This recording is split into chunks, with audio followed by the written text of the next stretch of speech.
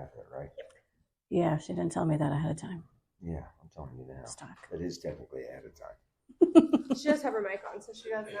I did She does find. have a mic? Yeah, I found out when I walked in Let here. me introduce you, Kathleen Rodriguez.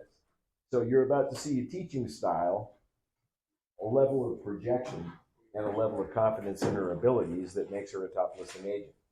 Listen, listen, listen, listen. Lady knows her stuff, and we're very, very lucky to have her.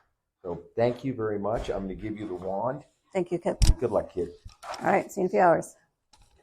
Good morning, everyone. Good morning. Good morning. A little bit more about me. Kathleen Rodriguez started in 2016, a few years ago, as transaction coordinator. So I learned all the paperwork side, and then by 2018, the beginning of that, realized that there's a little bit more money in this, correct?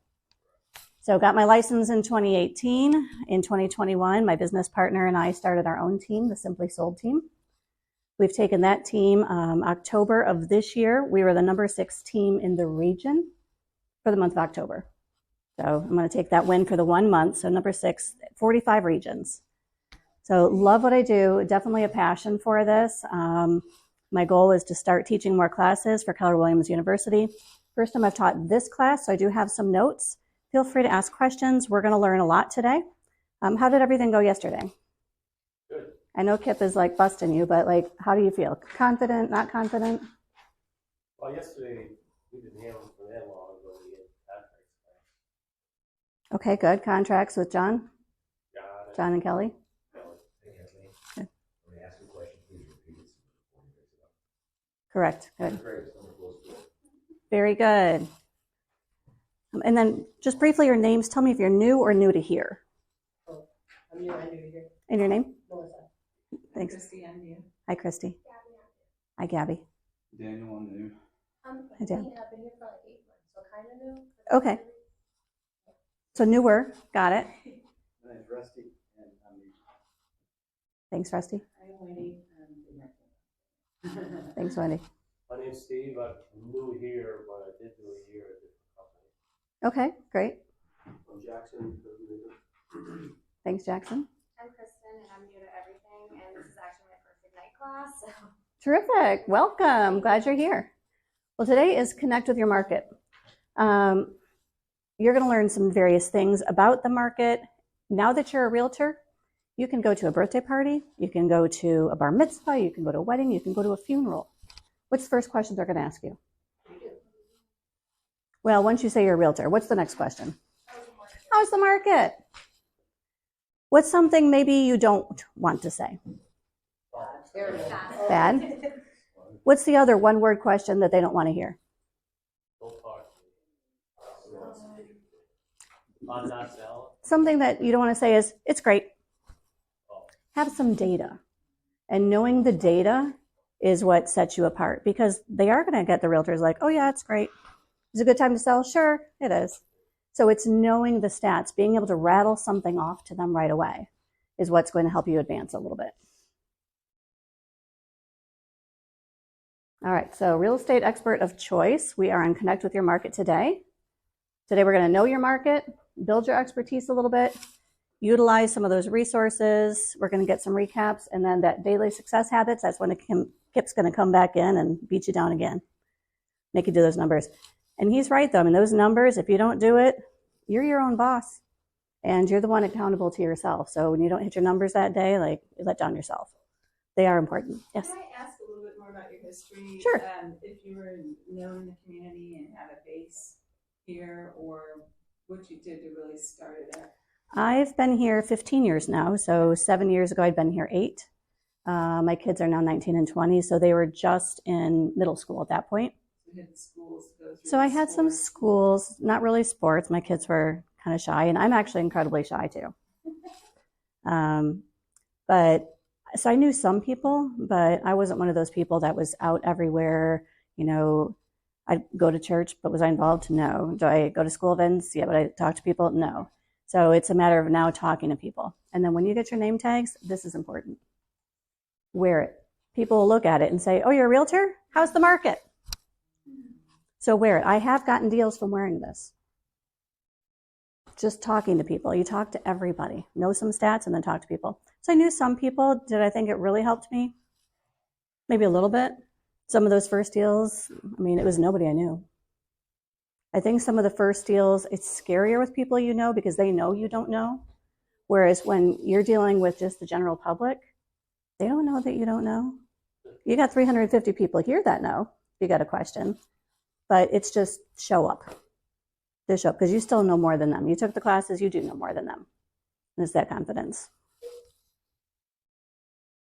Okay, here's the truth. If it's been done in another market, it can be done in your market. Once it's been done, no matter where, it's just a matter of finding out how that can be possible in your world. Summing it up, we don't need to recreate the wheel, right?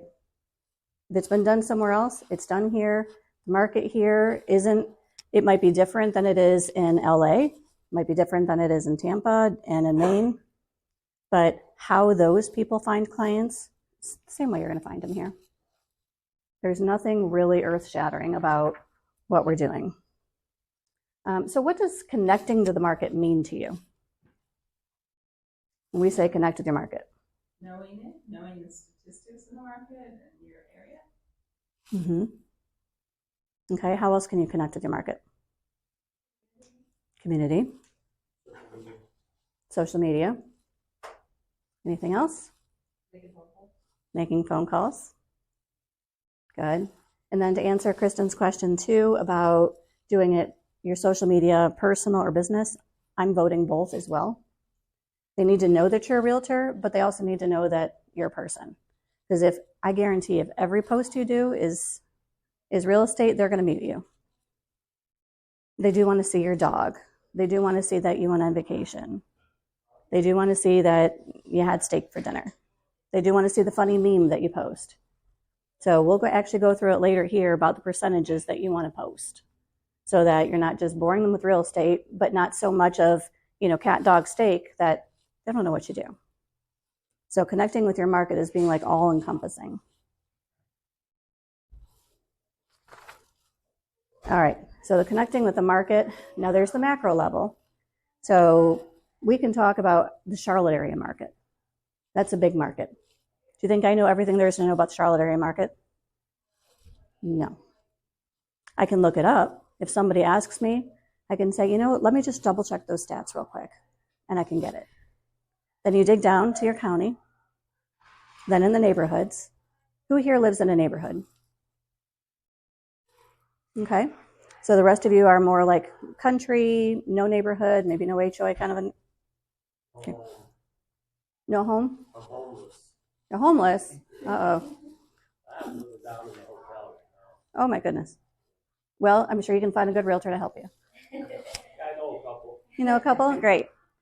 It doesn't matter if you're in a neighborhood or not. If you're in a neighborhood, it gives you a little bit of an advantage. Start getting to know your neighborhood stats so that when you're walking the dog, walking your cat, walking the squirrel, you can talk to someone. They're like, oh, how's the market? And you can say, well, there's like 4 in our neighborhood that are listed. Current days of market are 42.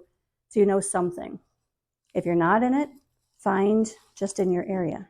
Go maybe 2-3 miles around or go just in the town. Know Fort Mill stats, know Rock Hill stats, wherever you are.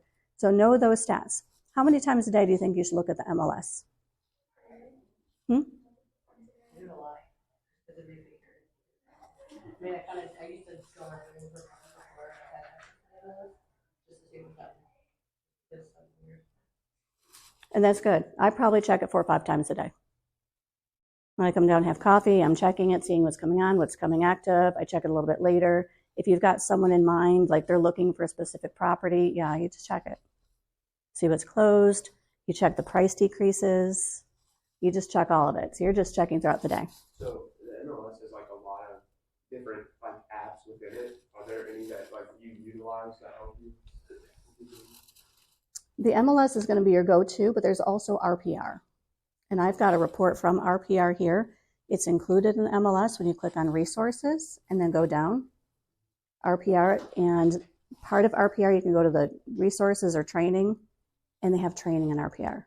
How to use it, how to print things out, how to speak intellectually so that you can say, yes, I know those numbers. So Write up a script for you if you want. Have you seen that? Like, if you want, it's like if you want to do a YouTube video, it literally is like hand in, like this is what you say, and it's crazy. I know. Yeah, it's like a script from the RPR. Yeah. That's super cool. Sorry to interrupt. No, you're good. It's telling me to refer to your participant guide. You got a participant guide handy or no? All right, you got that.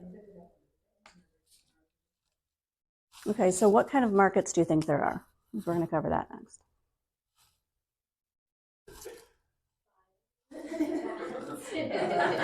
So, good answer. Buyer's market, a seller's market, and balanced market. There is commercial, and that's a type of a market. Or you could do land, you could do commercial, you can do new construction, you can do resale. But buyers, balanced, or sellers. Anyone know what kind of market we're in right now? Mm-hmm. And what does that mean? There's less inventory, more buyers. How long have we been in a seller's market? A few years. A couple of years. And it swings. The pendulum will swing one way, stay there for a little bit. Sometimes it'll swing really far back the other way, and sometimes it's in the middle. Since 2016, I think 16 and 17, it was a little bit balanced. And then it started swinging. And then COVID hit, and all hell broke loose, for lack of a better phrase. It did. It was a little bit nuts out there. And it's still a little bit nuts out there. And that's where knowing your market's going to come in. Balanced market is about 6 months worth of inventory. So about 6 months worth of inventory, so buyers can buy, sellers can sell. In that buyer's market, more than 7 months of inventory. I mean, sometimes between 6 and 7 and more than that. There's just so many houses out there. Sellers are seeing extra days on market. Now, what's interesting in the market we're in right now, and I've got some stats for you. Days on market is actually quite a bit higher, even though it's a seller's market. Prices have come down a bit, but it's still a seller's market. So it's watching all of those numbers and factors, because it's not just number of inventory that's going to determine your market. Lots of different factors. So how can knowing the market help you with the skills? Where you can price it right, so you're trying to get the most money for your customer, but it's not gonna sit there for a while. Right. They may have time frame to try to sell with, or they may eventually go and foreclosure. Right. And then pricing it right, you don't want to price it too low, leave money on the table. Then they sell it and think, well, shoot, I could have gotten 20,000 more. You gonna say something, Kristen? Okay. All right, so knowing your market. Okay, so other than inventory. So MLS sheets, you asked about other resources. Here's an RPR report. Here's an MLS report. These were pulled yesterday, so pretty current. And I didn't pull every report. I pulled Fort Mill because that's where we're sitting right now today. So anyone have any idea, this is for the month of December, how many houses were closed just in Fort Mill in the month of December? Because you think Fort Mill is booming. 54. Mm-hmm. 54. And just take a stab. I mean, y'all are learning. I don't care what answers you shoot out at me. So 54, why might that be in the month of December? Holidays. So part of knowing your market is also very seasonal. What do you think the biggest seasons are? Summer. Spring, summer. Why? What are some things going on? Transitioning for new schools. New schools. Easier to move. Warmer months. Easier to move. Less holidays. Show better. Grass is greener. Flowers. Honestly, it's warmer. I would rather go out and look at Yeah, houses me when too. it's freezing. Mm-hmm. Everything looks dark and gloomy, but it's not pretty and bright. When it rains like it did Tuesday, the only time you're going to be showing houses is when somebody needs to buy today. And if they say, I need a house today, you're going to be out there in your rain boots. You'll be like, I will show you that house. Let's go. I don't care. Flood my car. I will drive it. You did? One of my friends said, she's like, I don't know these houses. They need to have buyers. They need to buy like right now. Right. And I was like, you're really asking right now? She goes, yeah. Would you do it? I would. The potential of getting a contract that day? I've been there. Get a raincoat, get some rain boots. If you don't have a raincoat and rain boots, get one. Nice big old umbrella. Have a spare umbrella in your car in case they forget one. That's just realtor tip. Might want to have some little dog treats in your car too, because there's times I've had to throw those out the window. And grease or some sort of spray, a broom, and all sorts of things to clean. And I was like, she's like, I keep a pack of toilet paper in my car for when I do another. Because they usually there's a vacant house that doesn't have toilet paper. In the bathroom, they use toilet paper in the bathroom. Vacant new construction, yeah, but I never thought of that. not too many people are using the restroom, especially since COVID. Before, I'd see it.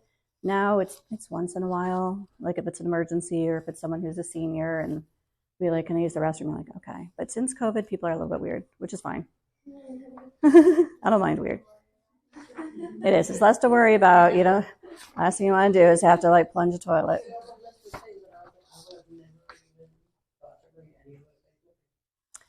I brought candles when I first started. I'm like, oh, we're going to make it smell like butterscotch in here and cookies.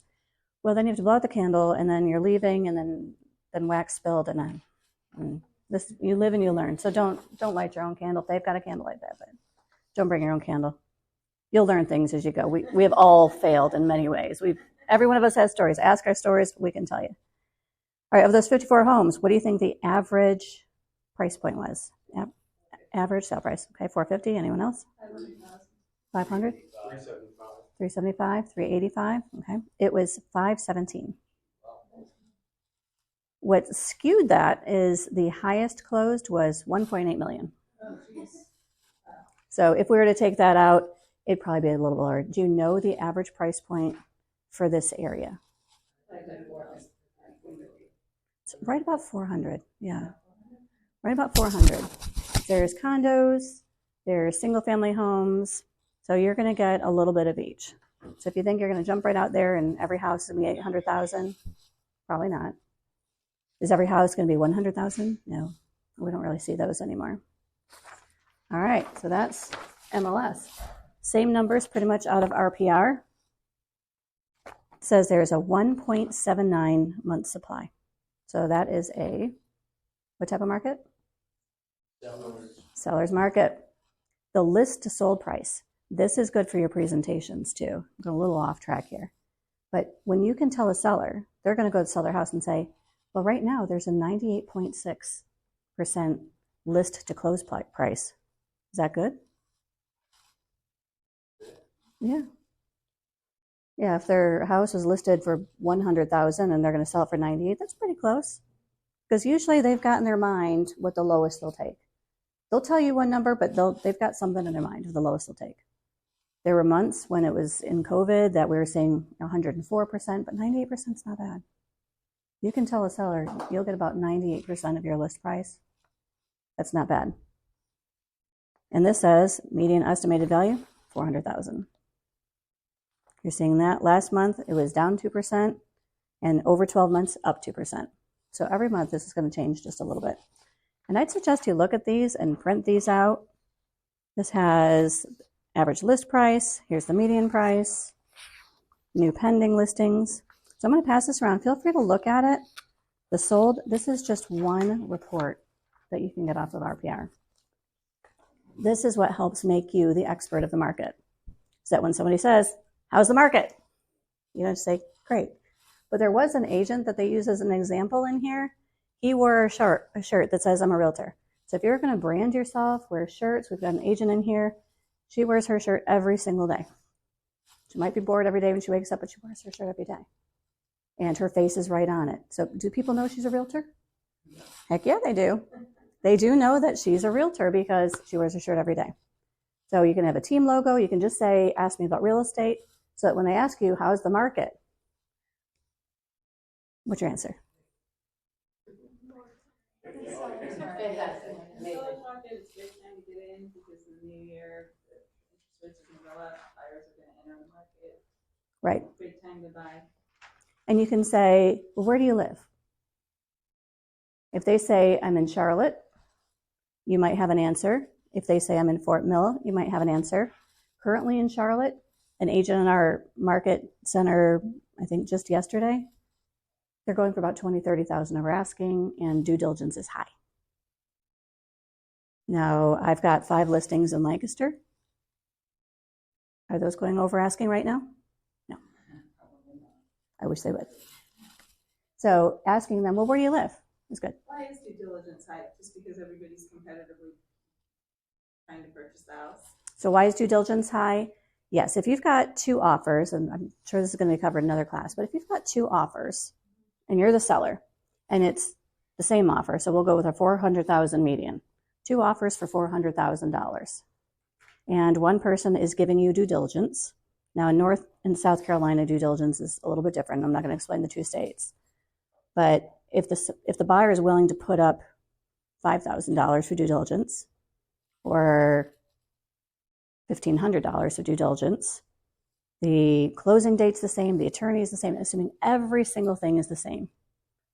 Which buyer has a little bit more risk of saying, if I don't close, I lose this money?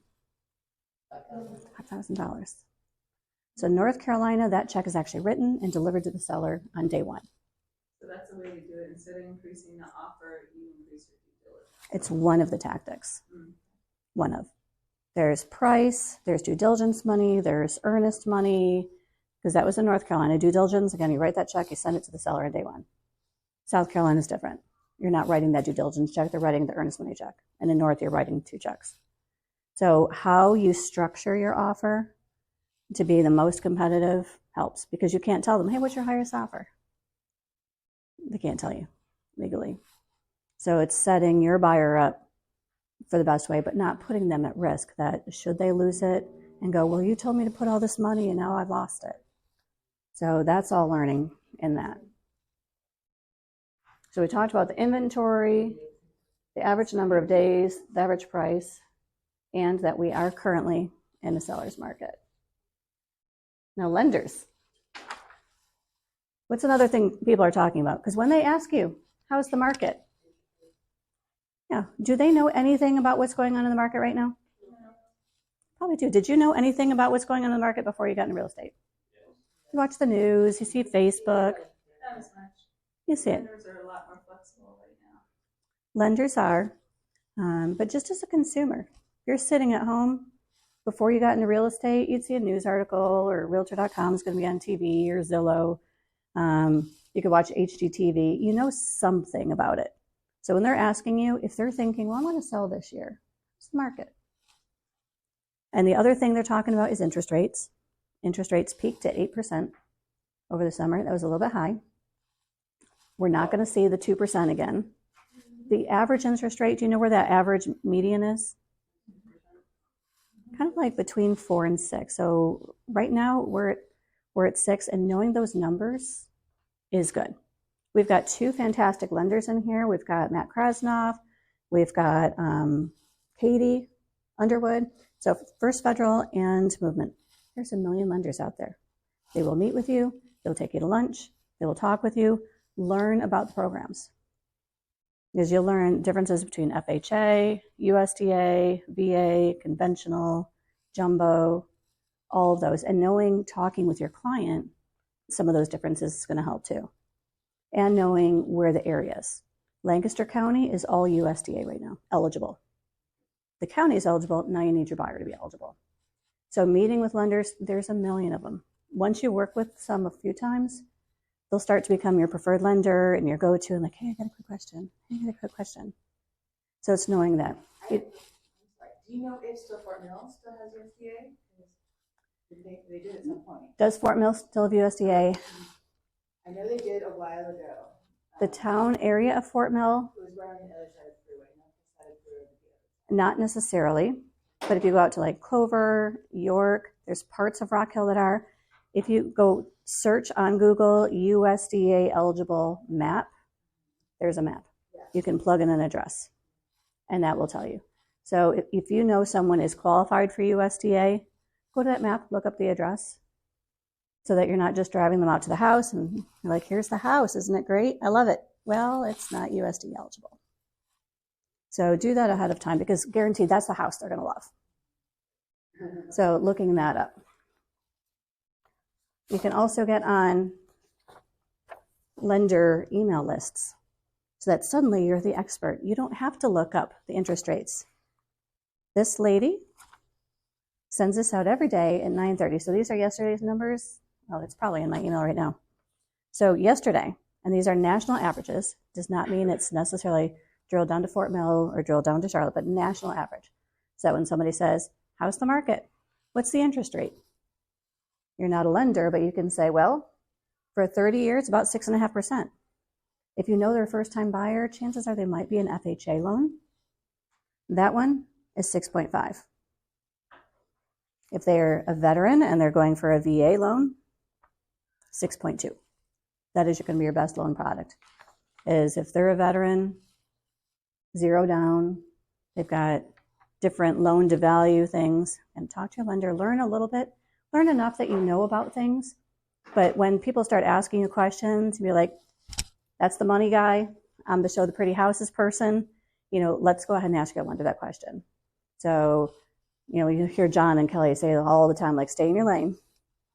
You hear, we're not inspectors, we're not attorneys, we're not lenders. So know enough to be able to tell people, yeah, the interest rate's about 6.5%. It's been going down for about the past 3-4 weeks.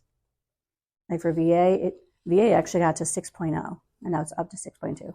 So just knowing that level now makes you seem like the expert.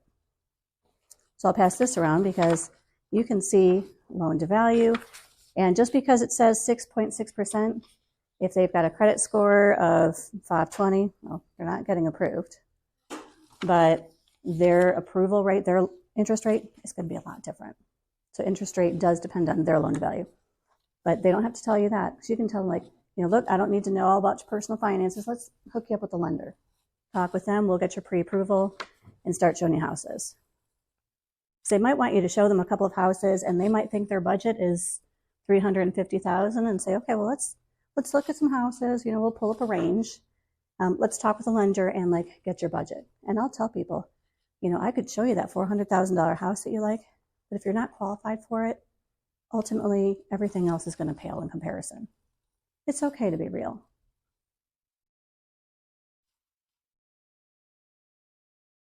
So that is, unemployment rate in the market. Anyone have any idea what the unemployment rate is for York County?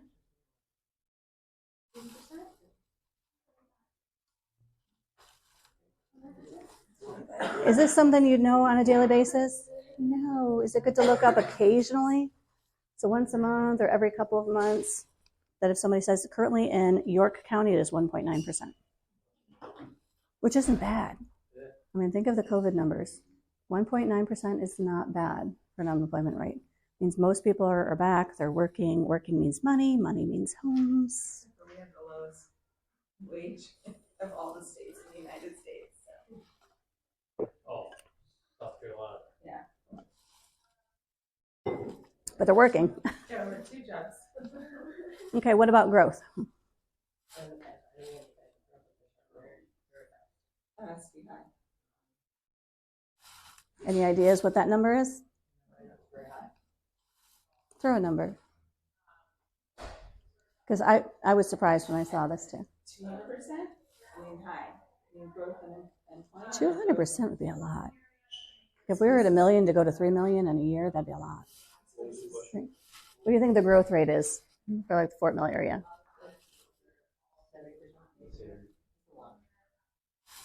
It's actually, and I had to look this up. So another one, it reminded me I should probably look this up a little bit more.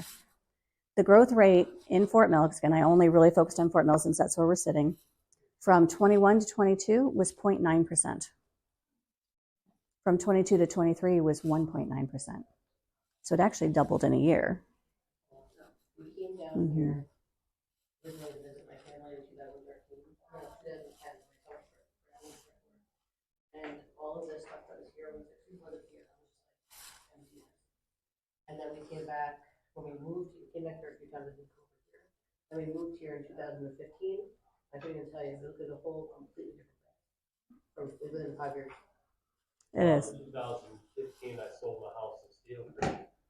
If I wanted to buy a bank now, I would have to pay $200,000 more. It's grown. I moved here in 2008 from Michigan. Chose Indian Land because it was a cute little country town. There you go. Cute little country town. I don't know if you saw yesterday's update. Now there's going to be a Target next to the I Costco. thought I was very excited. Yeah. You live in Indian Land?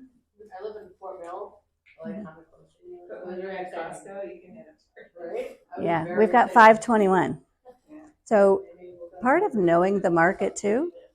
Yeah, because I live in India. We got 521. So am I excited? Yeah, kind of. For traffic? No. But that's a factor. So knowing your market at that macro and micro level, you know the neighborhood, you know the community, but also knowing what's coming into town. Because if somebody's like, I hate traffic, I don't want to deal with traffic, it takes me an hour to get 3 miles up the road right now, well, like that little stretch might not be the best for them. Or you can show them, hey, we've got some back roads over here. Find you some good property with no traffic in Wyoming. Yeah, absolutely. So it's that macro micro level of knowing what is coming in and knowing some of these economic factors of, you know, your growth, your unemployment rate. You know, that helps. Do you have to be an economist? No. Do you have to say, you know, well, these stats are from like 3 months ago? It's close enough. Just knowing the market. Yes. What does this mean by 15-year conforming? 15 years. So if somebody does a conventional loan, that's a 15-year conventional loan versus a 30-year. It's a different interest rate for that. That is a 30-year conforming. That's your 30-year conventional loan. Yeah. So if somebody decided to do a 15-year loan, pay it off faster, you know, they're going to pay more, but then their interest rate's a little bit different, and they'll get it done quicker. Because when you see the whole amortization schedule, be fortunate. Most attorneys at closing, they kind of flip through all 18 pages and you're like, sign here. This is how much interest you'll pay over the life of the loan. This little guy, I don't even want to know what mine is either.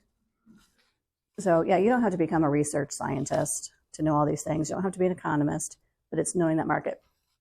Because you will get asked, how's the market? Yes. I did happen to listen to an economist that our lenders had us listen to.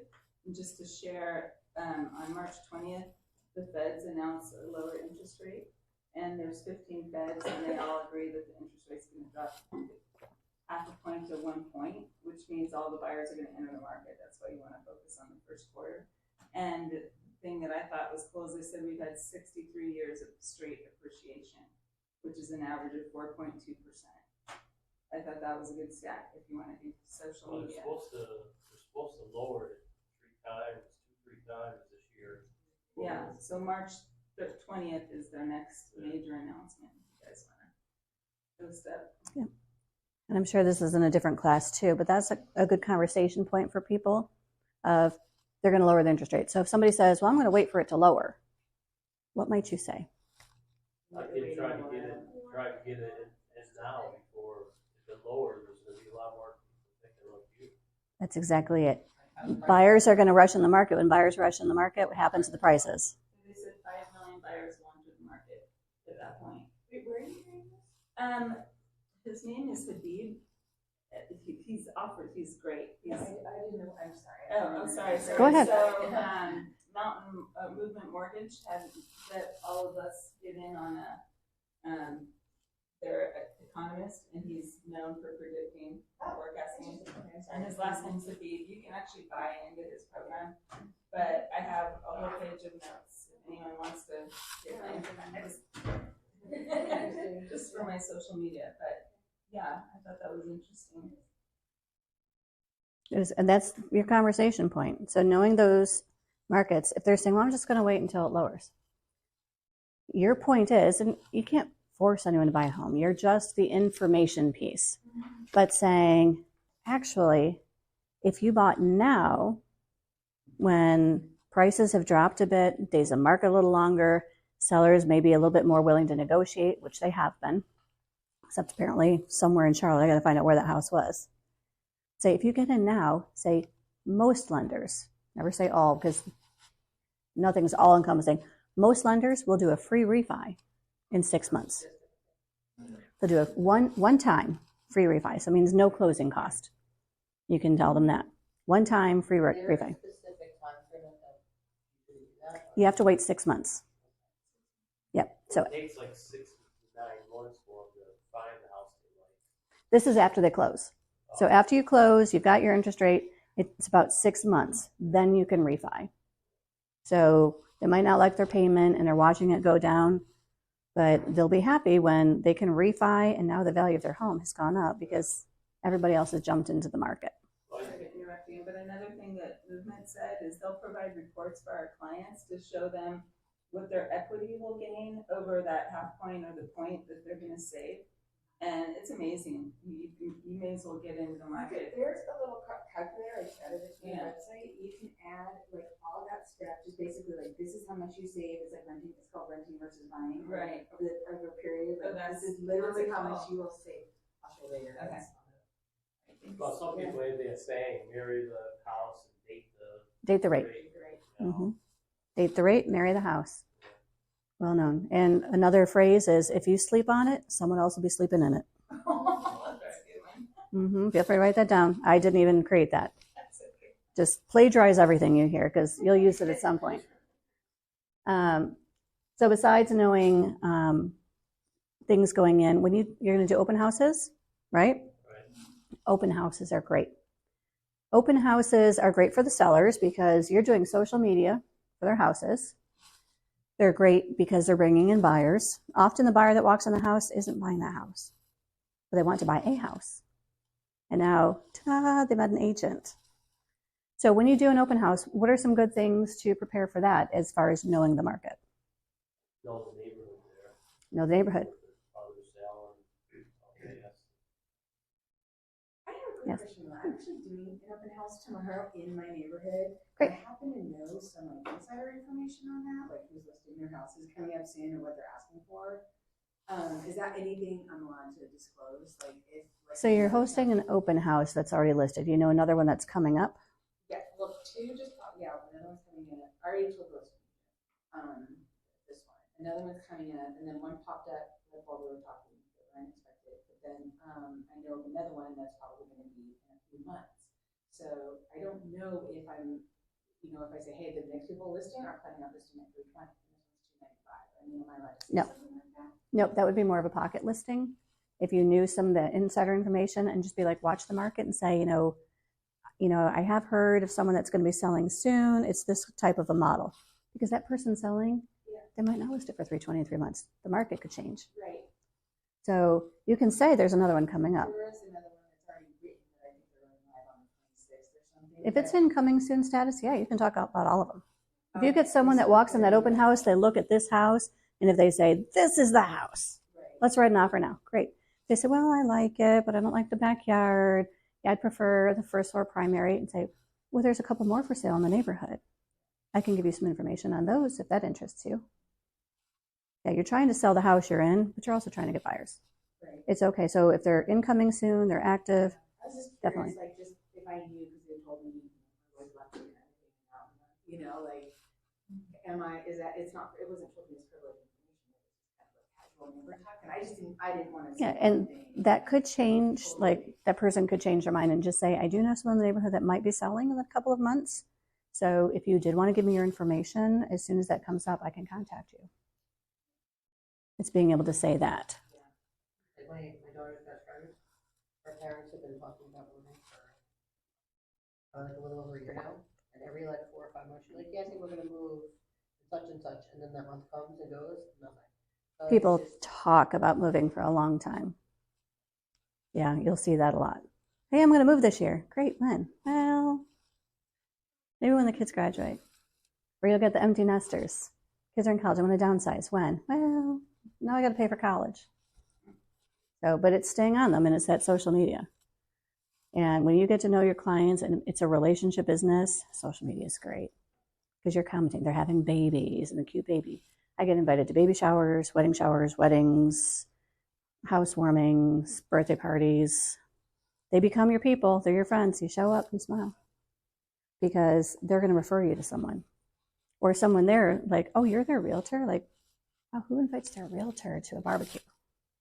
And they're like, I think I'm going to buy a house because now you're the person. The longest chain I've gotten from one lead, and it was from opportunity time at that desk. A lead came in, sold her house. Then her brother moved down from Tennessee. Then her sister moved down from New York.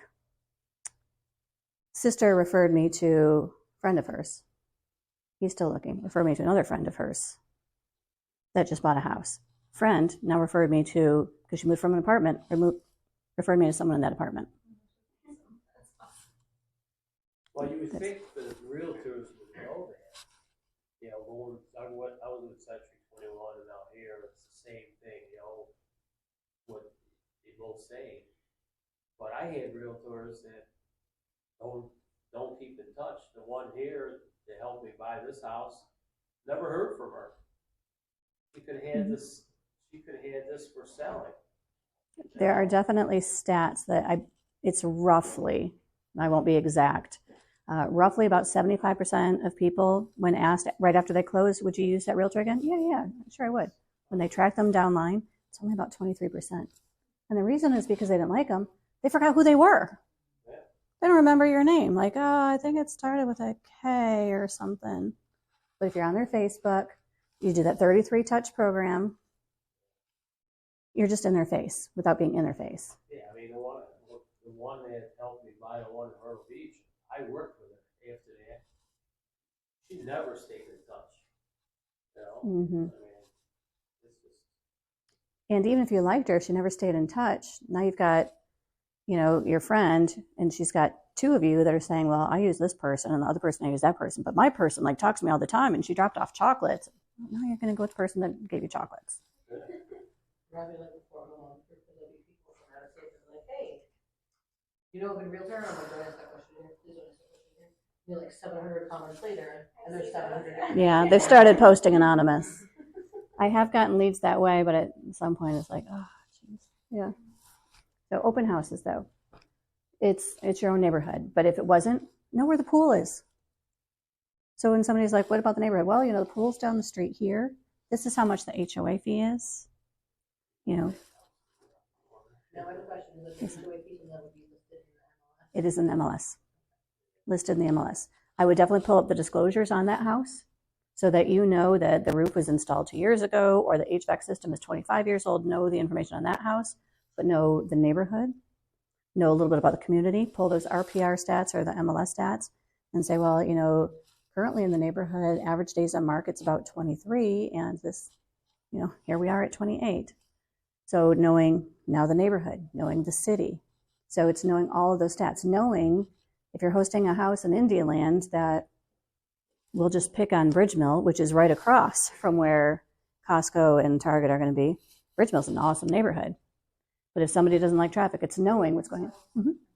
Yes. Did you say Costco? Where? Indialand. Indialand. That one's already started. Costco started in Indialand on 521 next to Transformation Church. Ooh, free samples on Sunday. Yeah, so it's knowing those kind of things of, what's coming in, because that might be your person. Like, wait, there's Costco coming in here? Like, sold. Sell me this house right now. So it's knowing those things. So knowing your market is not just knowing that house, the neighborhood, the city, the county. And you probably already know this when they say, how are the schools? What are your answers? Excellent. There's a report on it. You say, Actually, they'll say, how are the schools? I'm like, oh, they're great. Is there one better than the other?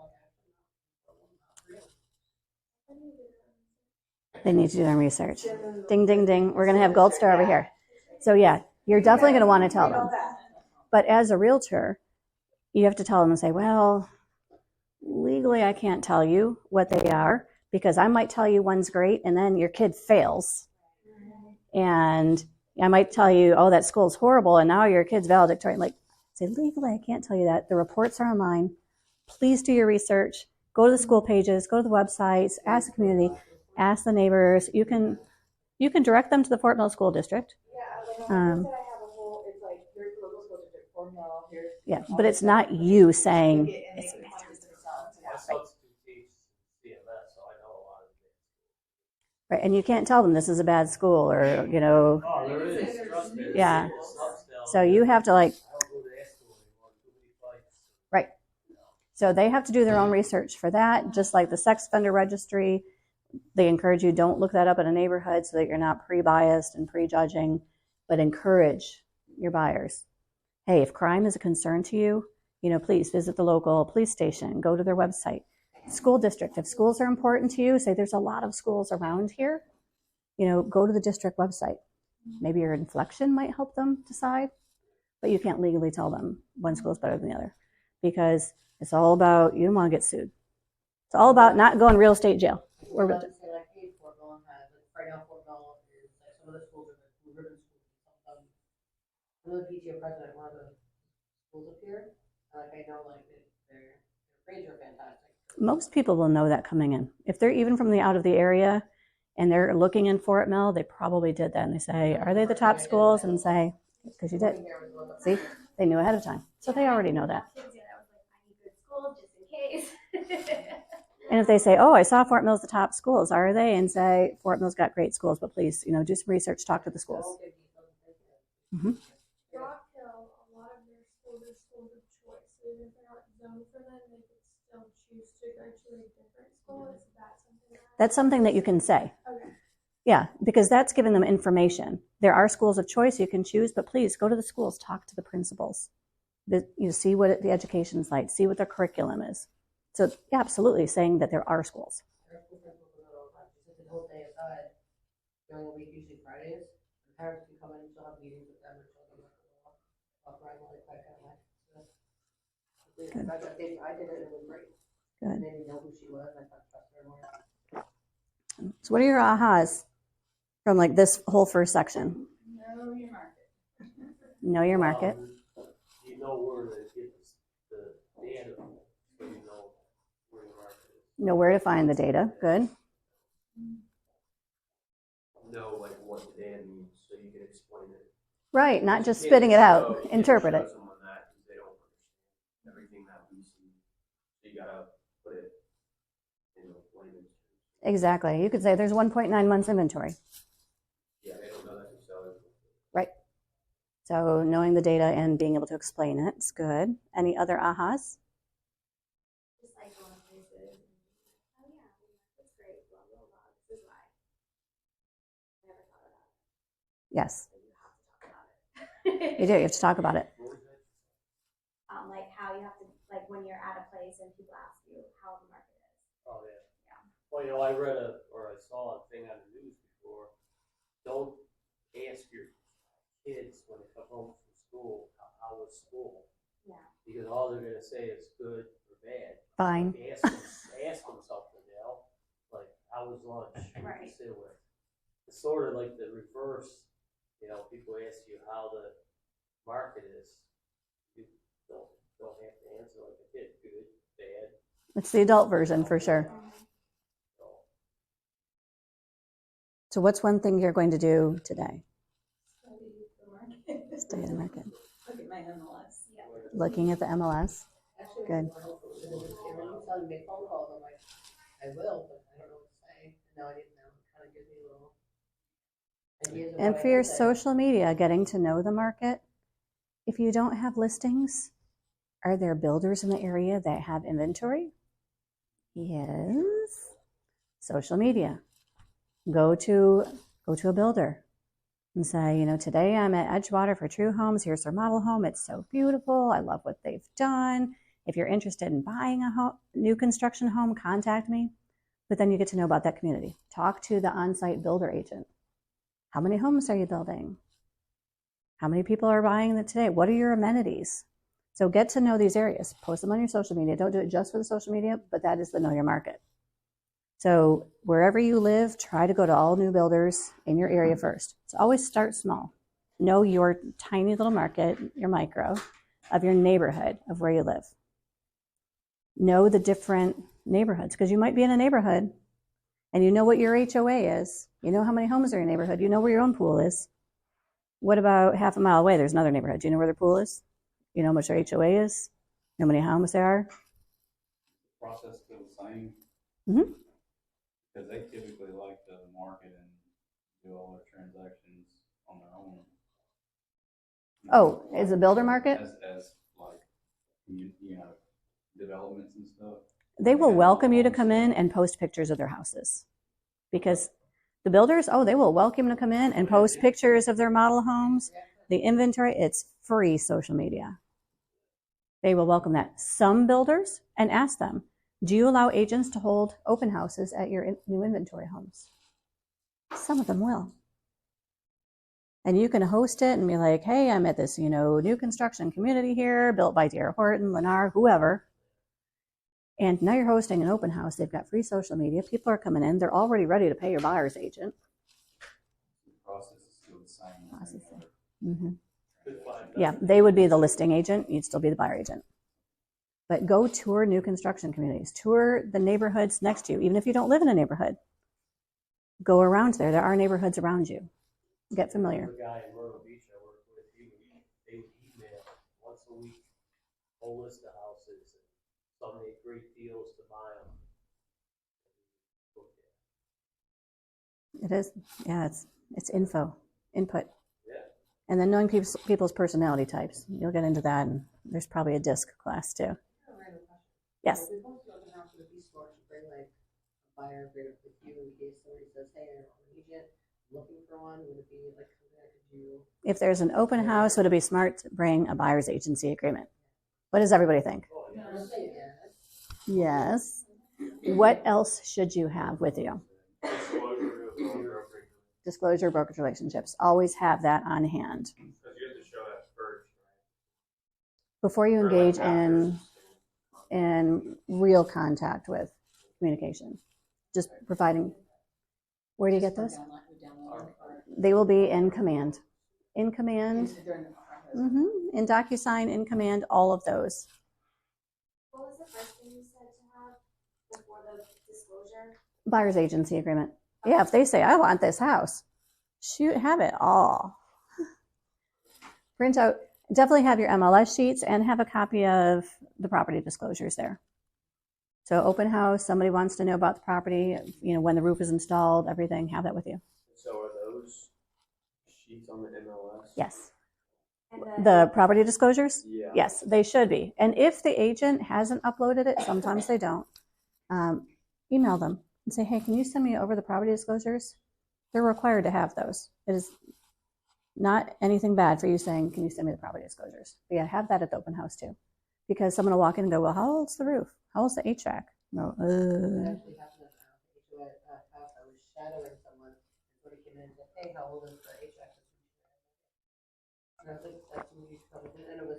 Did she say, well, let me check that out and pull it up? Okay. She was able to pull it up. So she could find it. It is. So like I have a listing pulled up right here. Okay. Where would I find like the It looks like a couple of sheets of paper right up at the top. Click that. Yep, everywhere. Some people might put a survey. They might put the CCRs. If they didn't put the CCRs, you can ask the listing agent, hey, do you have a copy of the CCRs? They may or may not. And the agency agreement is also in DocuSign. Yes. All of your materials, all of the contracts. Keep going to John and Kelly's contracts classes. Very informative. Okay, building your expertise. I think we've already started that. Become the real estate expert of choice. So you know how to connect it. Now we got to keep up with the market, right? So one of your 6 personal perspectives, if you remember those, what do you think, which one's the best one for what we're talking about right now? Do you remember the 6 personal perspectives? You know, which personal perspective relates best to what we're doing right now? Learning based. It's that learning and knowledge based. Know your market. So always be learning focused. There's classes here all the time. Go to them. Go to some of them twice, because I guarantee you'll pick up something different if you go to it again.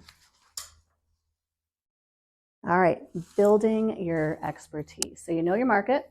You're familiar with your numbers. How do you think you can start building on that to become the expert?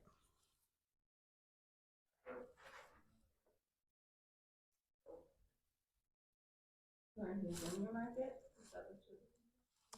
Yeah, I mean, learning who's in your market, learning your clientele, listening to them.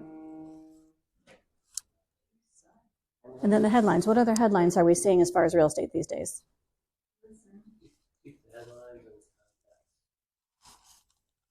There's big headlines going on right now in the real estate news.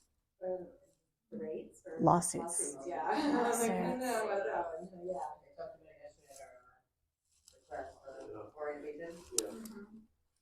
Is there a specific website that you go to just like get real estate news? Inman will do real estate news. INM. INMAN, Inman News. They've got good real estate news. And also, there's several points. You can just pull up Google. If it's on the market and in the news, people will be talking about, but be familiar what people are talking about. Is that a question or just opening here? Okay. So, part of knowing your market, knowing the language of real estate. How does our market center compare with other brokerages? It is different. Every month, so come to team meeting on Tuesday. Every month, Sandra has this for us. Which bar are we? The really big one.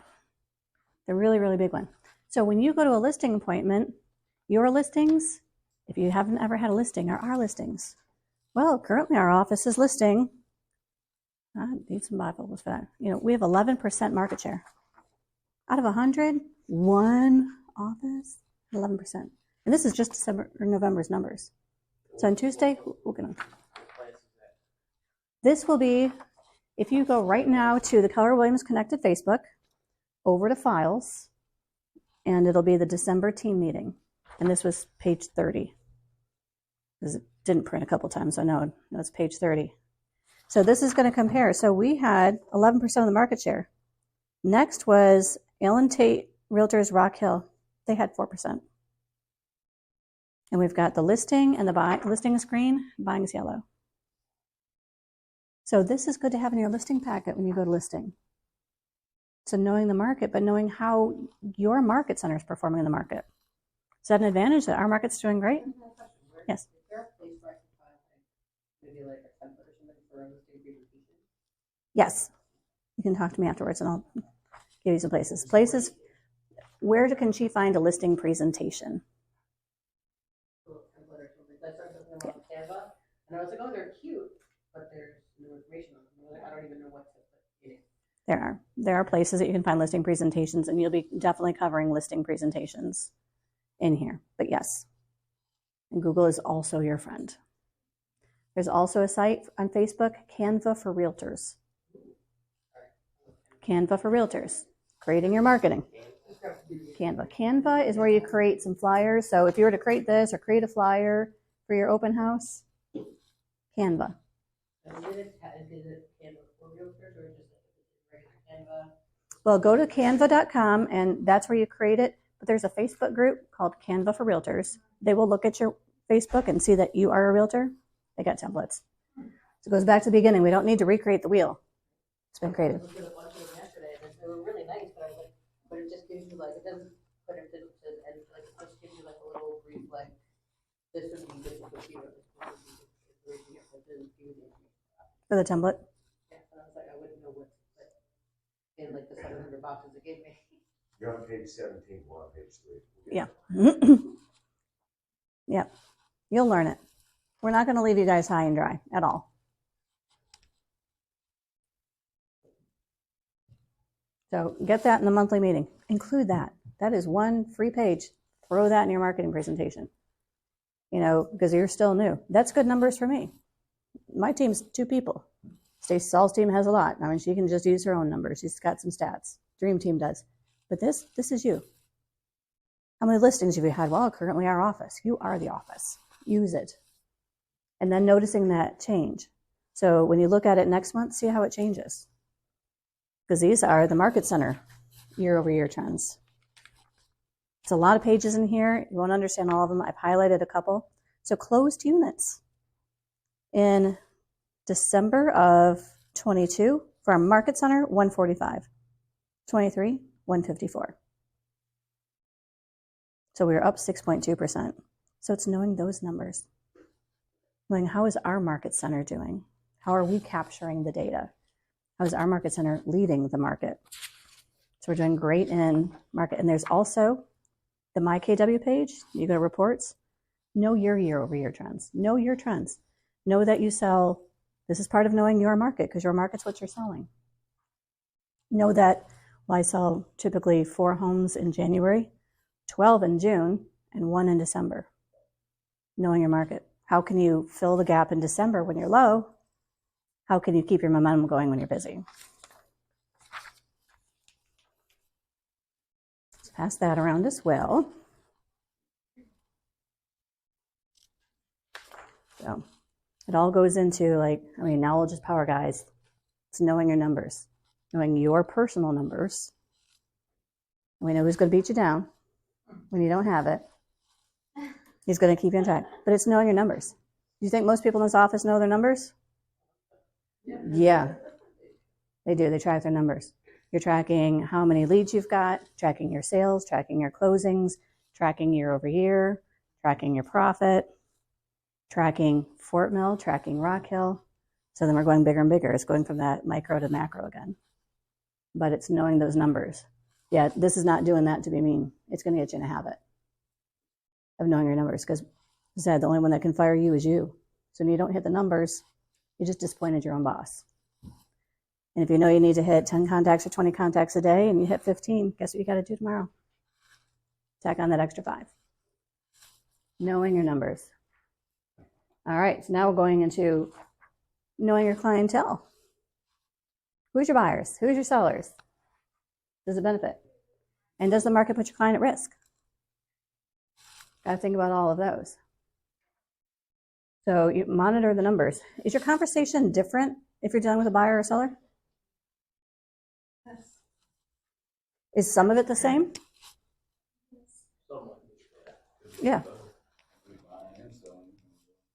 Some of the conversation's the same. You don't want to sugarcoat anything. So back when it was 8% and you had a listing, don't be like, oh, it's going to drop, it's going to drop.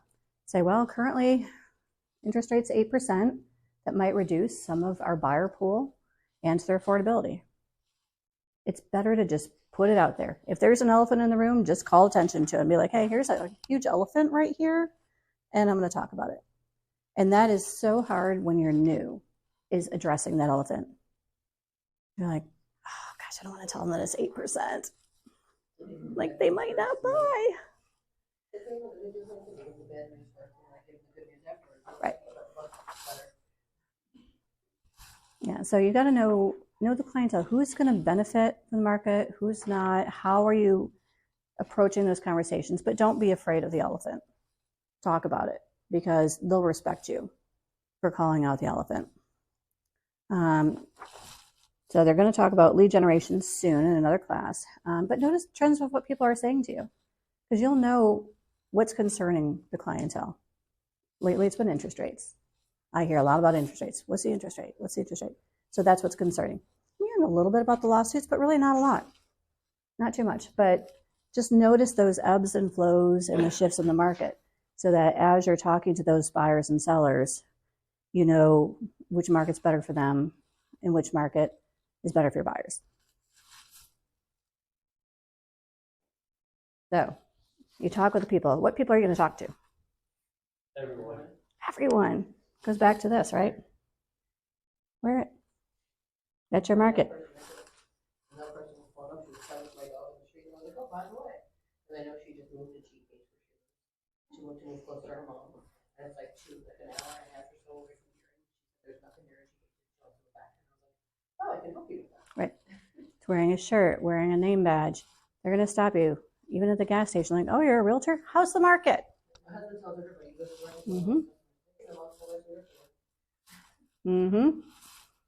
Yeah, it's all about, just be present, be there. So keeping the headlines in context. You can be persuasive with the headlines. You can put it out there. Don't be afraid of those elephants. So where do you think those buyers and sellers get their information? Internet. Where else might they be getting information that might be way off? Neighbors, other people. Yep. News, neighbors. Somebody might have had a bad experience with a realtor. Somebody might have a good experience. What about HGTV? Oh, yeah. Are they getting information from there? Yes. Probably not. Right. Love it or list it. Well, we know the market in Chicago now. But Even though the series is 5 years old. It's like, well, like, my husband makes rubber bands and my wife stays home. We have a $2 million budget. exactly. So, but they're hearing that. That is information. Is it correct? Maybe not. But it is information. So knowing where they're getting the information and being able to talk to it. And I've run the numbers, there's no way to love it listed. They're cutting deals left and right to remodel those houses at those prices. Yeah, I have no idea. It drives me nuts. I love that show. So, but pay attention to your local MLS. Yeah, but For one bathroom. you ever notice that the first house they show them is way out of their range? Just like you said, you show them the first house, it's way out of their range. This is what you get for that money. And they third one they find, second or third, it's like, oh, you're. It is. It's just all about knowing where the info is coming from, and knowing that they're going to get it from a million different places. They're going to get it from their friends, their neighbors, from HGTV, from the news, from Realtor.com, from Zillow, because these estimates are always right. So just knowing where they're getting their information from is going to help you. And not being able to tell them like, well, no, this estimate's wrong. I mean, you can sort of tell them that. But saying, well, actually, here's what we're seeing in Fort Mill right now. Here's what the days on market is. Here's what the average sale price. What's about the average sale price in Fort Mill? $400,000. And that's for last month. This month could change. It might go down because it was December. So it's always keeping on top of it.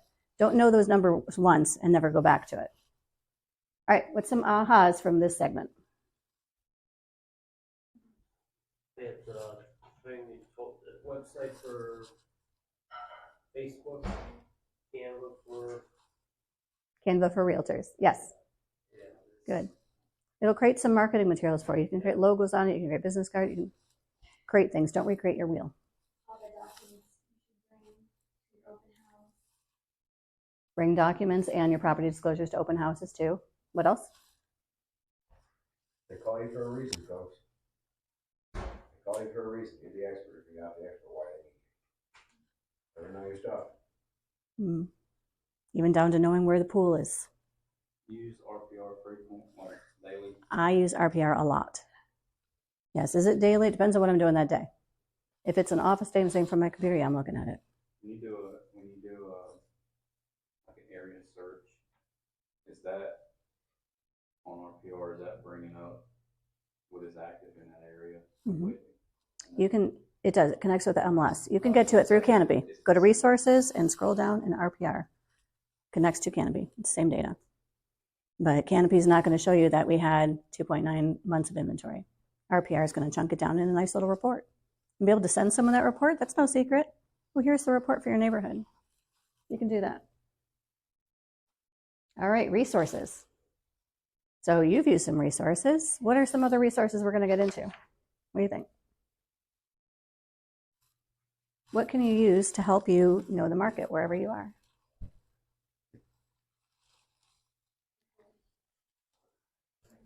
Your phones. Think there's any apps that you could use?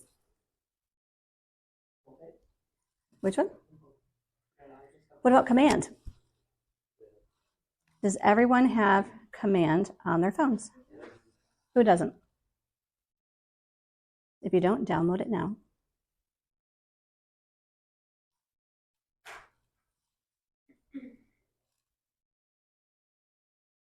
So Command is going to help you. What types of things can you find in Command just right here on your phone? See what you can see on the computer. Leads got active.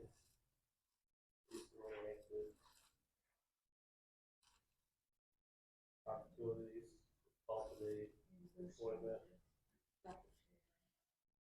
contract. Now, how can we learn to use this? So you've got Command. Play with it. Okay, you can play with it to learn. How else can we learn? How else can we learn how to use this app? Both on the computer and phone. The 66-day challenge. On YouTube, there is a 66-day challenge.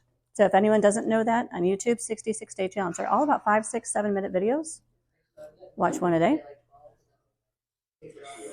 There's also, And even if you like get really good at command, sometimes I just like forget a few things, and if you just search it up in Scholarly and you answer everything. Oh, yeah. if you go to the My KW, there's KWU, KW University. There's little free classes on there, so you can watch a video on there. What's one advantage when you're out and about and say, you know, I really need to call Jack Smith?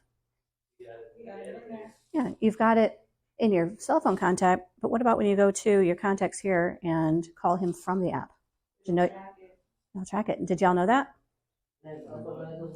You can type in Jack Smith on your contacts right in your command app, call from the app. Now it's going to be a call logged. You get off the phone, type your notes. Who here? Soon, folks, it's going to be like mandatory to make all your calls through your command app, because then we can track your numbers real time, super accurate. You don't need to write stuff down. It makes your life so much easier. It'll calculate all your ratios through CSU, which we'll talk about later. Get in the habit, please, making outbound prospecting calls through the command app. Because who here has ever been great at, oh, I'll put my notes in later? I'm sure I've put in every note ever. Like, oh, I'll put that in later. I'll update that later. That's the time you gotta take. It's the extra time. But when you call from the app, you get off the phone, you log the note. Talk to Jack Smith. He is going to sell his house within the next 30 to 60 days. Made appointment for February 1st. So when you call from this app, is it the number on your cell phone that shows up? Okay. Because I'm going through Nextiva because I have a Massachusetts number. So I got a South Carolina number through Nextiva, which is like a cloud-based. Okay, I'm sure there's a way to do that. There was a, We'll find out the answer for you. there was a We'll find site someone for at you. the other place I worked at, and that you put in the number and it shows a different number than mine when it calls the customer. Right. Yep, and you can get Twilio and do things like that too, and have a different number for Twilio, and it will text people on Twilio. There's so much to do. That 66-day challenge, y'all. There's so much. What's that? Yes. YouTube, 66-day challenge. You can learn so much. KT Temple is also a resource. You can schedule a meeting with KT Temple. How can I do my smart plans in command? There's so many resources for you. And then those connect courses. Answers.kw.com. So write that down. Answers, www.answers.kw.com, and search Ignite Reference Guide. Yes, answers.kw.com, and search Ignite Reference Guide.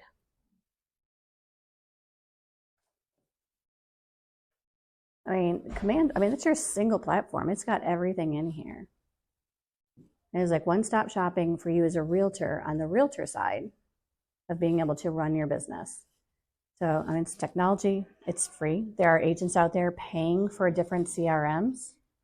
This is part of what you get here. And there's support for it here. There's training for it here. They did not have this app back when I started in 2016. There was different CRMs. So it's your lead gen, it's your workflow, and you'll be learning more about it as well. I did notice that every time I Google it, if I have a question, there's a website that will pop up and says for $60, I'll give you all this information.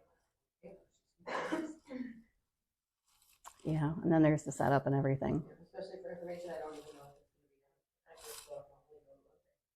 They're just going to pay this fee. Like I looked up, I was looking up listing buildings yesterday, not listing presentations. I came up with a website that wanted me to pay $125 and they'll give me templates for a listing agreement. Okay, so what's another app? Well, there is an RPR app, by the way. So you can look at RPR. So I would download the RPR app. But what's another app for here, Keller Williams, that might be good to download and have ready? The KW app. This is the consumer app. If you don't have it downloaded, download it now. It's KW. It's white with a red KW. Whereas the realtor one is red with white. This is white with red. Very, very straightforward. I love this app. Sometimes I just drive around and just look up my current location and it shows you like everything. It is awesome. And And I like to send it to people too because you get what they're looking for and stuff. It's very helpful. It is white with red. Type in KW. Did you find it? See that one? Without the connect. Oh, yeah. Oh. Oh, the KW. There it is. Yeah, it is. That's The white with the red. okay. That's the one. So you're using it.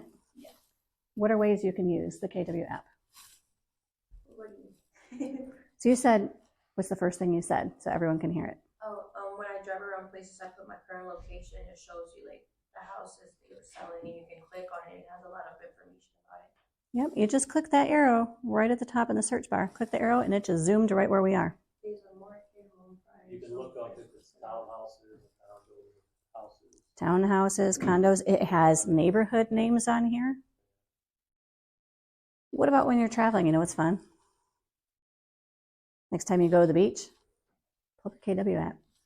I did it on my phone, I did do it with the KW app, I'll just look for, I will literally look up like houses for sale in my area, and I'll pull up like the website. Yep. I drive my husband crazy, can you not do things like that while we're at the beach? I'm like, we can find a beach house. You're going to drive them more crazy now.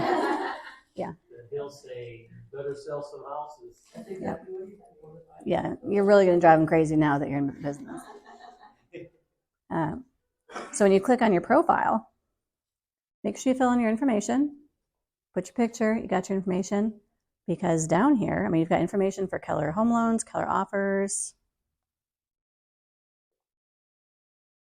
And then if you scroll down, what's near the bottom? Share the app. Because now you're at the gas station. They see your badge. Oh, you're a realtor? I'm looking for a house right now. Great. Do you have an agent that you're currently working with? I don't. I need an agent.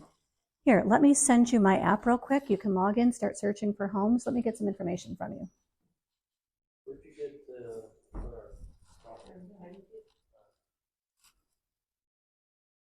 The share the app. Are you into the KW app? yeah. Okay, go to your profile. So your profile is down at the bottom.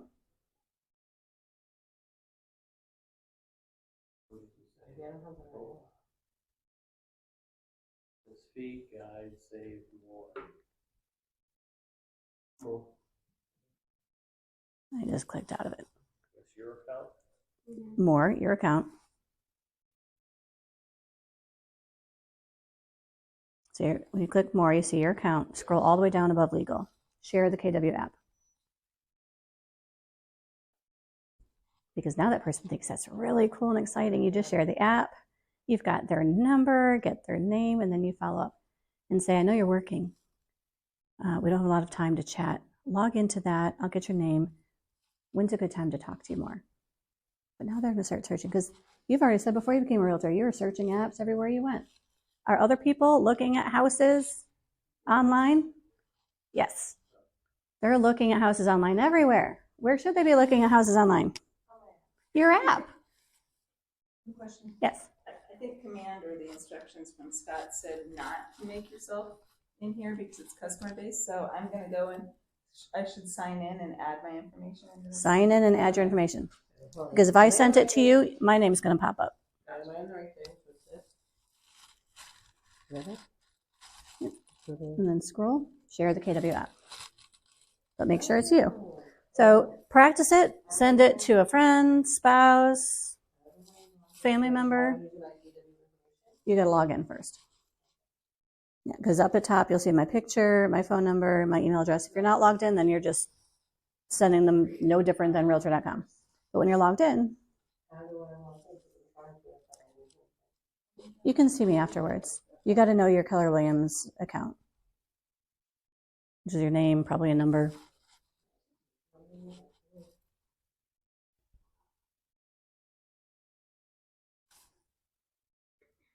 Yeah, sharing this app is great.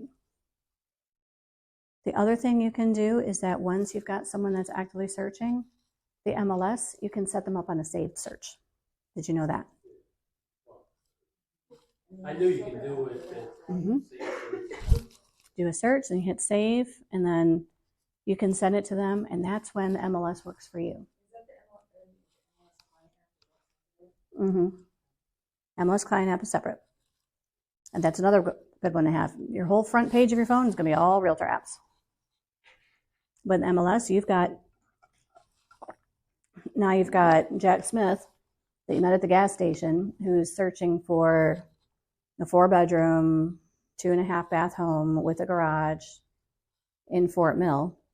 Well, you search that criteria in the MLS, and then you hit save, and then his email, create him as a contact, and you can have that sent to him Monday, Wednesday, Friday, 7 days a week at 6 a.m. Some of them are 6 p.m. in the evenings.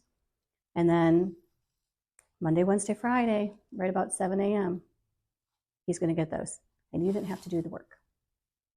And you tell people, look, I'm going to set this at a kind of a broad level because we're not going to just make it micro. You might decide, well, I'm going to move a little bit further out of the area and say, I can customize this in so many ways. Say, I can change the number of bedrooms. I can change the lot size. So there's some things that I can't quite customize down to like a minor level. I'm going to make it a little bit broad. But as you start searching, let's talk again, and I can customize this. Because then they're thinking like, oh my gosh, they're sending me 150 properties a day. That means the price a little higher because if they wanted 300,000, then you just put that 305,000 houses might pop right. up that maybe they like a little better. You do a range. Yeah. Yep, absolutely do a range. And if they say, I want at least an acre lot, I'm starting them at like just over half. Because once they see an acre versus half acre, I'm like, well, for the price, maybe like, yeah, I can make this work. There's always those negotiables that they have.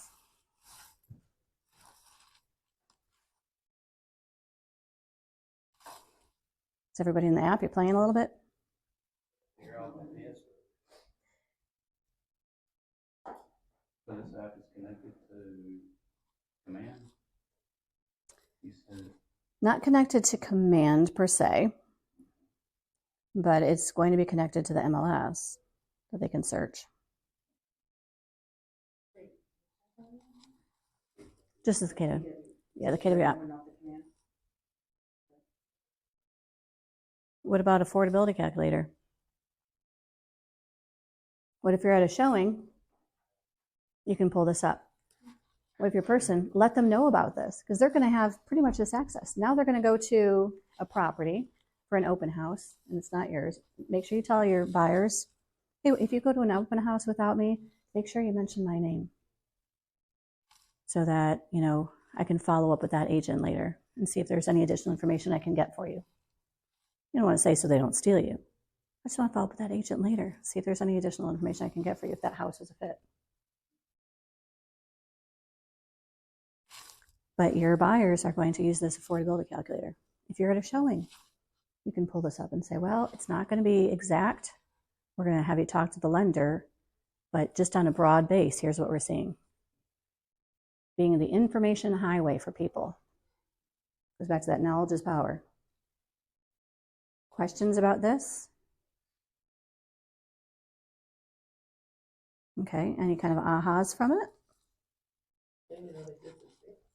What's that? I didn't know it existed. You didn't know it existed. Good. Well, then that was definitely good information for you. And being able to share that. Because you want your clients, your buyers, your sellers, your friends to log in on your app. Because if they go to... more, yes, up to date. If you pull your phone out and go through it with your customer, then, you know, take it to papers and say, here, and say, wow, they got it in all the information in their hands, you know. It's showing up as a professional. This guy wants to know what he's doing. Mm-hmm. Say, yeah, my name is Kip. I'm more of a paper guy. It is. It's great having it as a resource. It's being the agent. And again, having them go to your app to search. If they go to realtor.com and as soon as they hit connect with agent, that's not connecting with you. It's connecting with whoever's buying that zip code. You want them thinking you. Which goes to establishing your business on social media. Talked about it earlier. Yes, post on your social media. Post on your personal. Don't all be business because there's about an 80-20. Only 20% of the time you should be posting real estate. Now your business page, post business. If they go to your real estate page, they expect to see houses. So you're going to go to new construction communities. You're going to go to different communities. Don't post other people's listings as if they're your own. Be careful with that. But if you're doing an open house for someone, make sure that they're also represented. Create your flyer on Canva, but then say, hosted by. Make sure there's a little listed by. Be careful that nobody thinks that might be your listing. So you market your open house on your social media, and then you just need to say like, listed by that agent. Make sure it's listed by, because you're getting permission. You can contact, there's different teams in here. If you looked on the Facebook, open house is available. A lot of the teams will let you host open houses for the listing. Reference the listing agent. And it can just be really small on the bottom.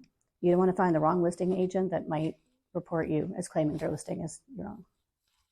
But you can say hosted by. That's the best phrase. Hosted by me. I'm hosting an open house. And you go to open house, let's review that. What are some things you're going to do for your open house to be connecting with that market? I'm gonna bring my dog because everybody knows my little dog. You know what I'm saying, like the open house, and connecting with my market. I'm gonna have all my stats there, like all the, all the local information of the what's for sale, like what's not for sale, like not for sale, but average prices, it's a market, like you said, disclosure. Amenities, Yep. amenities, like local things, traffic, information where they can find schools. And then, Costco. Yeah, well, that's They have sign-up sheets so people, when they come in, you oh, yeah. can get all their. Think sign up sheet is a good idea? Yeah. Yeah.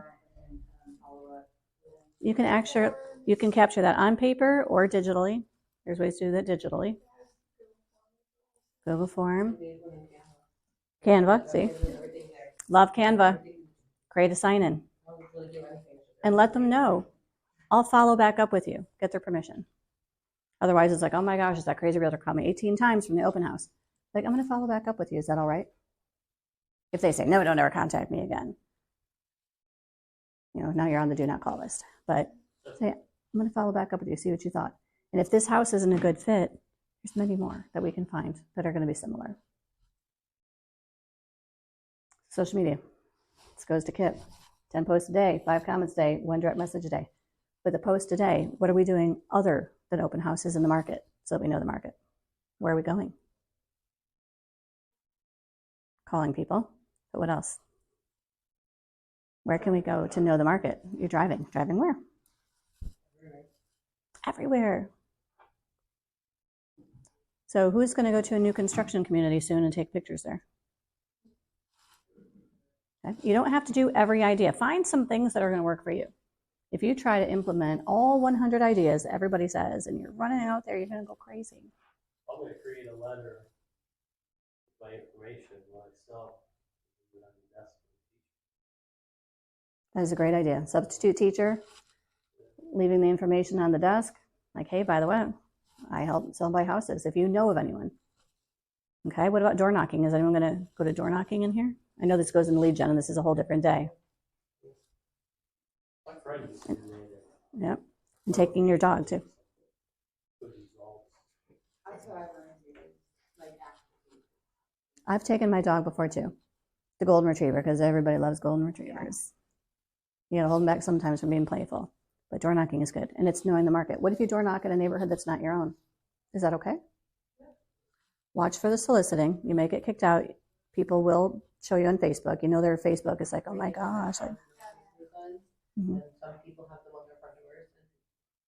I have a question. Are we soliciting if we're staying at neighborhood information? That's that fine line. Yeah. If you're just, I'm not selling anything. I'm just letting you know it's possible. Here's like a local property report or a neighborhood report and information, whatever. yeah, absolutely. They would You know consider that what else? soliciting. What did he just do? I did some. You don't even know what I'm giving you. you. But that is exactly it. That proves your point. I'm sorry. Because people will take it. He doesn't know what I'm giving. So when you go door knocking, if you've got just the local market stats, they open the door, reach out. They're just going to take it. Yeah. They might throw it out 3 minutes later, but they're going to take it. and say, what is this? Well, that's just a local market report of what's happening there. There's no soliciting. Say, I'm just providing this free of charge to all my neighbors, especially in your own neighborhood. If you live in a neighborhood, this is gold. Well, I live right here in the neighborhood. I'm your neighbor, and I just wanted to meet some of my neighbors. My neighborhood's huge, so I was able to do that with my golden, with Banjo. I did a few open houses in Myrtle Beach for a couple of people, and Mhm. when I got there early, walked the neighborhood, I tell the people, hi, I'm so-and-so, I just wanna let you know this could be a, increase in traffic in the neighborhood because of our open house. And then they, start talking, it's Absolutely. a subtle way of telling them, giving your information. When you learn about open houses, and like the level 7 open house is not door knocking. You can also have a neighborhood preview. Say, I'm opening the doors an hour early just for neighbors. I'm having coffee and donuts for the neighbors. Come an hour early and just check out the home, see what it's selling for, in case you're thinking of maybe selling this year. You're going to get some looky-loos. You'll get looky-loos anyway. But now, coffee and donuts, people like coffee and donuts. Mm-hmm. All the time. Yeah. So you will cover lead generation later, but as that pertains to knowing your market, it's going around and literally just knowing the market in different areas, posting in social media. And to hit Kip's numbers, go to a new construction community. Go this weekend. It's supposed to rain tonight, but the rest of the weekend I think is supposed to be okay. Going back to like knocking on Mhm. doors, and you're handing out the papers. If they're not home, can you stick it in their like newspaper slot? Newspaper slots are okay. You can go on Amazon and some of the other websites and get like clear cello bags. You get like 1,000, pretty cheap.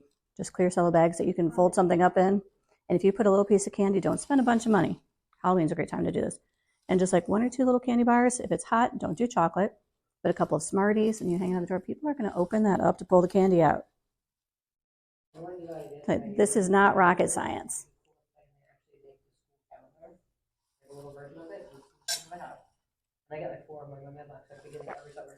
And they put the school test schedule on it. And then they put their picture on it, put their logo, put their thing. And I have like 4 of them on my friends. Mm-hmm. Yeah, you'll get their attention, but leaving it at their door, on their door, in their paper tube, just don't put it in their mailbox. Will you be chased out of neighborhoods? Yeah. And then the time we got like me and my husband, when we first started the business, he's a mobile mechanic, and we put the kids to bed and left them down there. And we drove around neighborhoods and just got flyers, and everyone's going out, like left the mailbox on. The paper tube? Yeah, and we did it for hours, like 4 o'clock in the morning. You too will be very good at driving like a mail carrier. I can expertly drive one-handed while sliding them in the paper tubes on the wrong side of the road. So, but it's knowing your market, and it's going to those new construction, going to open houses for other people, and knowing that market, talking to people. And if you know you're going away for the weekend, look up what the market is there. See what's going on there. When you travel, let's say we're just going to pick on the beach. Actually, I'll use my own experience. Went down to Key West a couple of years ago. There's Keller Williams offices everywhere. If you walk in and say, hey, I'm a local Keller Williams agent, what's the market like here? And now, you know what they want from you? They want your referrals. Get their information. So who was it here that said most of my contacts are out of state? Oh, Okay. I'm on that. I'm finding all the Keller Williams in California. Right. And connecting with them. So wherever you're from, remember, I'm from Michigan. And I still even do this with different areas. But get to know the agents. So you send the Keller Williams agent a referral request, but have a cut and paste. Don't recreate the wheel. Have it like in a notes app, a Word app, like, hey, I'm here in the Fort Miller area, but I'm originally from blank. This is one of the top 10 places that people are going to be moving to in 2024. If you hear of anyone moving to this area, I would love to have your referral. And you'll get those referral requests. But then in command, because now they're in your command, tag them all as agent, or you can tag them as, California agent, or where are you from? Maine agent. And then send something to them. But I'd send something this time of year. Hey, the average temperature in Fort Mill is, in the 50s in January, because it's not in Maine. Negative. I'm from Michigan, and they're getting 8 to 10 inches of snow today. So today be a good day for me to send something to Michigan agents? It's a lot warmer here than we tracked it for 5 years before our 4 families moved here. Dang, it's a little bit warmer than I wanted it to Yeah, We're here. be. Here. it's nice. Yeah, I love it. So knowing the market and connecting with the market. So it's not just knowing the market, it's connecting with the market. We've got the KW app, got your command on an app, connecting with out-of-state agents. My kid is at Winona State University this fall. She's a freshman. Exactly. I didn't know either until she said I want to go there. It's in Minnesota. Oh, wow. She's getting snow today too. They actually canceled classes for today because of snow. Like, they canceled it in Minnesota? How much snow are you getting? That's great.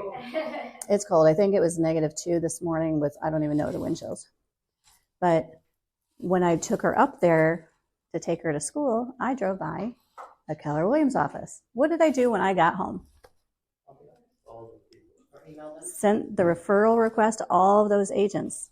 Hey, my daughter just started at Winona State University. You know, I'm in South Carolina, in Fort Lauderdale. You've got a beautiful town. I'd love to set up a referral exchange that if I've got anyone moving to that area, because if my kid did, someone else may too. And if you know anyone moving to the greater Charlotte area, including the upstate South Carolina, tell them that, because they don't know. They don't understand we're on the border. Say, you know, I'm licensed in both states. So if you're not yet, get licensed in both states. You'll be able to tell them that. Almost every single one of them not only accepted my referral request, but responded to it. Where do you find the referral request? Is that On command. Okay. I've Yep. seen it before. Yep, you find it on command. So getting familiar with command, knowing that you can search for agents in other areas. Yeah. So there's Facebook groups for referrals. But again, my daughter went to Winona, so I was able to search Winona, Minnesota. Up pops all the agents. And there's only like 28 of them. It's not a big town. Each one of them got that referral request. And I think 24 of them accepted. Will I get a referral of it? I don't know. If I get one, it's worth it. Then that one person that moves here, guess who else is moving with them? The whole dang town, because it's Minnesota. All right, give me some more ahas, because I think, 11 o'clock is about when you guys get out of here for lunch? Cool. And Kip keeps popping in. Does he talk to you before you go to lunch, or you just... He usually comes after. As I said, he'd see you at like 12:15, so about an hour for lunch. I guess they have another meeting. What do you say? You have a second class today. New, You had one for right? Tuesday, but it was canceled. For the makeup.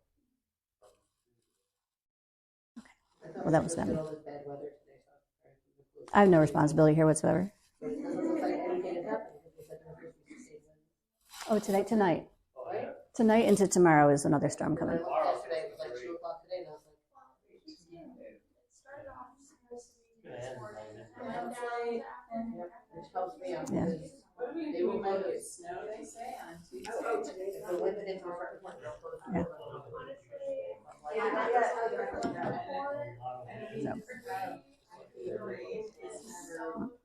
He said it's gonna be like Tuesday today, but the rain's gonna start later in the day. Mhm. We'll be sleeping. So turn your heat up just in case it goes out. Oh, today and that. Yeah, it should be done by midnight. I have a question. So I guess I did move it down. Do Yes. you do anything different for the seasons as far as your business plan? Or do you try to stay consistent with just getting your appointments every month? Or do you? Yes to getting appointments. Just focus on your contacts every day, every week. They may have told you that what you do today pays off when? 90 days. So they haven't. So whatever you're doing right now, your business is going to start showing up March and April. Sometimes you make a bunch of calls and you get 2 appointments. Does that happen every time? Not really. But you're consistent with those calls. If you haven't heard about DTD2, which is calling the alphabet, you're just calling everybody right now. But once you get a big database, you know, DTD2 is like 1 week you're calling all the A's and all the W's. Other ones you're calling all the B's and the E's. Other ones like the C's and the R's. I don't remember all of them. Sometimes you get right out of the blue. I had a guy from California. Talk to him, then he started ghosting me for weeks. And then all of a sudden I figure he's over with, and I get a text, call me at 3 o'clock I'm like, oh my God. So when I call, answer the phone. I will, but I had to sell my house. He showed up, took him around Myrtle Beach. Said, I'll talk to you tomorrow, I'll send you some houses. Never heard from him yet. Like, And that happens. And when you call people, even around your database, you'll probably at some point learn the Ford method, and you can write this down. It's called, just did Monday, for family, occupation, recreation, and dreams. You're not talking real estate. They're going to bring it on around to real estate because what do? Real estate. But yeah, you're just having conversations with those people. So that guy just saying, hey, I haven't heard from him. I just want to make sure everything's okay. Like, I just wanted to follow up. Like, I know you're not ready to buy a house, but I just want to make sure you're okay. I haven't heard from you. Yeah, I'm okay. Oh, I'm really sorry I didn't call you. Like, they'll turn the table right on you. Like, oh, wow, he cared about me.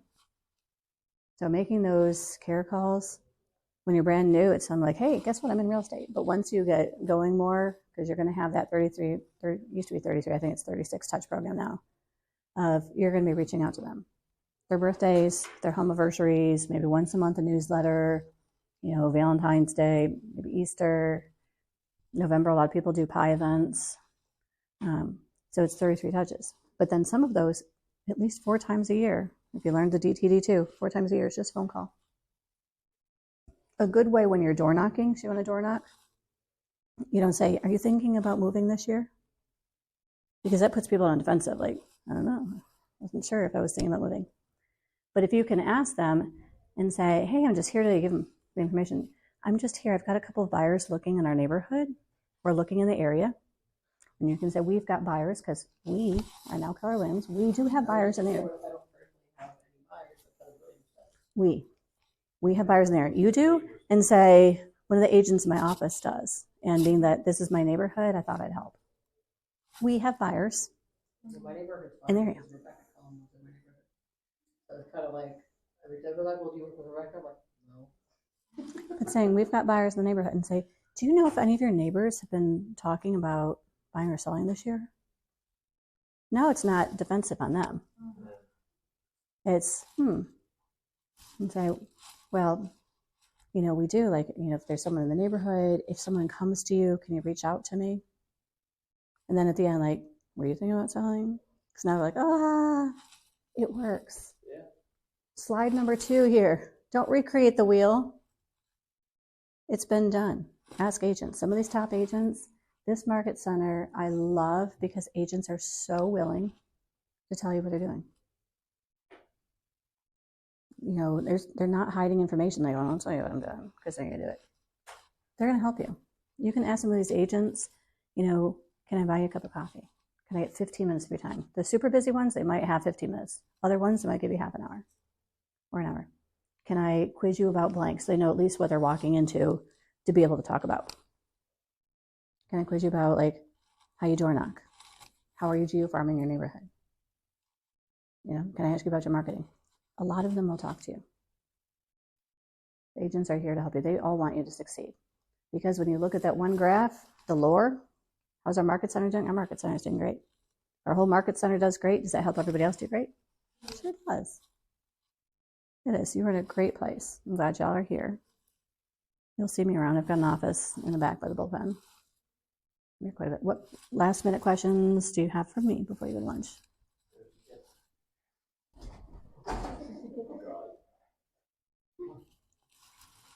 Time's up for me. Okay. I just asked if they had any last minute questions. But I don't know how to turn it for right now. Oh, did I just hit the button? Hit escape. And then. Oh, and then pause. How about that? Right, that big red button. Sure you don't want to say anything meaningful before I pause? Yeah, there you go. Finish.